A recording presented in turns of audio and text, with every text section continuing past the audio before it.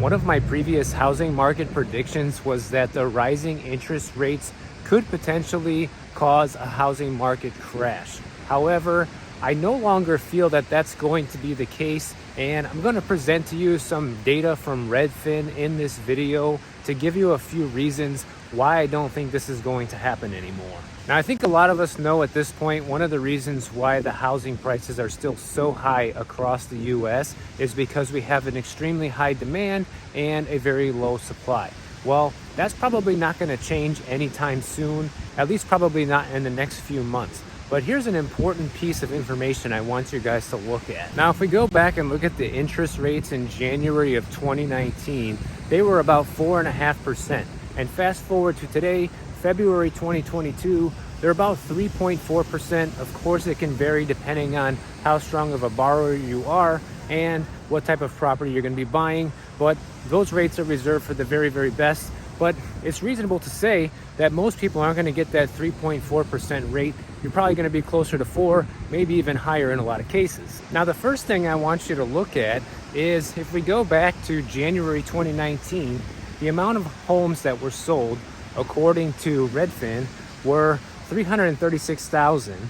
And then if we fast forward to January of 2022, that number goes up to 411,000. That's not a very big difference in the amount of home sales, considering a lot of different things.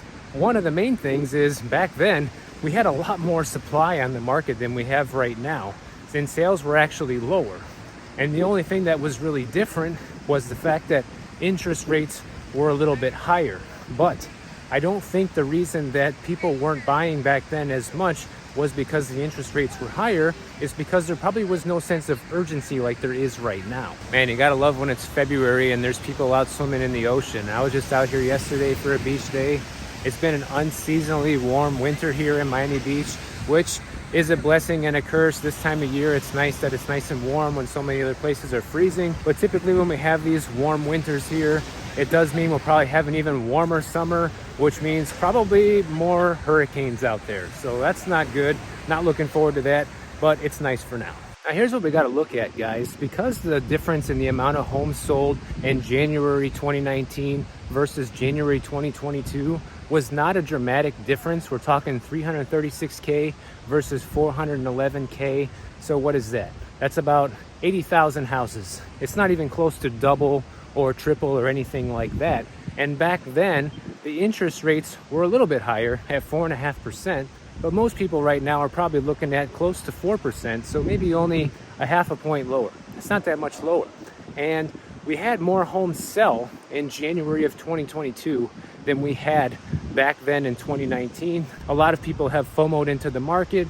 They're afraid prices are going to go up even higher. And then, of course, you have people that locked in a rate, a month or two before that, and somewhere in the mid threes probably, and want to take advantage of the market and that ultra low interest rate. Makes sense. So we have more sales here in January of 2022. And this is why I don't think rising interest rates are going to crash the market, because probably the rates aren't going to go that much higher, guys, at least for right now. They said they're going to do several rate hikes. However, even if they do them, they're probably only going to be in quarter point increases. Half a point would be pretty bold. I've read some news articles about this, and it doesn't seem like they're probably going to go for more than a quarter point at a time.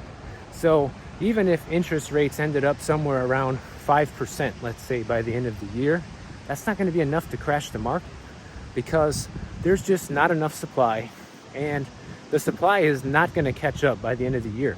We will have more homes for sale, most likely than we did in December 2021, but it's not going to catch up to the amount that we need. So by no means is this increase of maybe, 1 full percentage point in mortgage rates going to crash the market. It would take a much more significant increase in the rates to actually have a significant impact. Probably would need to go 6, 7, 8% or higher to actually crash the market. For all you beach lovers, I just want to give you a quick shot of this so you can see how beautiful it is. Look at the color of that water today.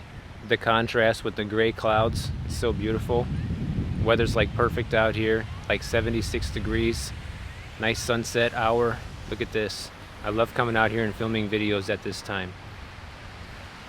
Now, another big reason I don't think the market's going to crash, at least this year in 2022, is because I think a lot of people are starting to give up. You know, there's a lot of buyers out there who are like, I've been outbid several times. You know, the prices are going beyond what I'm willing to pay. The rates are going up, so my monthly payment's going to be going up. You know, I'm not finding any homes that I like. And the more that this happens, the more we're going to see buyers sitting on the sidelines waiting for a better deal, which honestly is the smartest thing to do. I mentioned this in my last video on who's going to be the winners and who are going to be the losers in the next housing market crash. So if you haven't seen it yet, go check it out. So all these buyers that are starting to give up and are tired of, you know, the games and shenanigans that are being played right now when it comes to buying a house, they're going to end up winning when inventory does come back. And guys, this is really the best real estate agent advice I can give you. If you want the housing market to return to normal, if you want prices to come back to reality, the best thing you can do is boycott. Don't buy a house right now. Wait for the better deal. Wait for more listings to come up. You know, wait for prices to normalize, so that way even if rates are higher, you know, hopefully the prices will be a little bit lower. Although I would say that's probably unlikely if things keep going in this trajectory for 2022, but it's the only way to make things normal. Just like I mentioned in the video about there being no potential housing market crash at all. And how could that happen? It's if the government doesn't actually raise interest rates, or if they do it and then they reverse course if things start tanking. So the thing is, if you want to have a normal housing market, the only way to make that happen right now is basically to not buy a house, because the less people who are buying, the more things are going to start returning to normal. And the reality is, unaffordability is going to become the new normal if we keep going in this direction. And sellers, try to hear me out. I know we all want to get the most for our property when we sell. I think it's more important now than ever before to actually review the offers yourself, not just with your real estate agent, but actually review them yourself and see who's actually buying this house that I'm selling. Is it a corporation? Is it a family that wants to move in and raise their 3 kids there? Is it a first-time home buyer? Who is it that you're selling to? Try to have a heart. Try to have some compassion, because things are so difficult out there. If you can get the same amount of money from somebody that's not a corporation who could actually use your house, and it's not going to be, you know, used as an investment vehicle, which there's nothing wrong with that. But since people are in such desperate need for housing right now, and at least give someone a shot to buy the house first who really needs it versus someone who doesn't. And you can always accept the investment offer as a backup in case that person can't close. So you kind of win both ways if you're the seller. You know, you're not going to lose. You're going to sell the house no matter what, even if you have to, you know, keep the listing another 30 days or whatever to close. But you'll be able to sell it, and that's my point. And you know, something that's funny is that this sound advice that really comes from the heart, that I think is the right thing to do, has actually lost me real estate deals in the past, because I can't be that cutthroat, guys. You know, I've been in the real estate business and I've lost deals by trying to help people do the right thing. And whatever I just said, I think is the right thing. But after taking a closer look at this interest rate situation and how it has affected the housing market over the past few years, I think seeing a housing crash in 2022 is pretty unlikely. In fact, I think there are other factors that could cause a potential crash other than interest rates, mainly, you know, this war that's going on in Ukraine. Depending on how that can affect supply chains and the global economy, that can have an impact. And also things like, you know, the stock market crashing. Similarly to the real estate market, it is so much higher than it should be right now. But the thing is, these rising interest rates are probably going to have a much bigger impact on stock prices than real estate prices.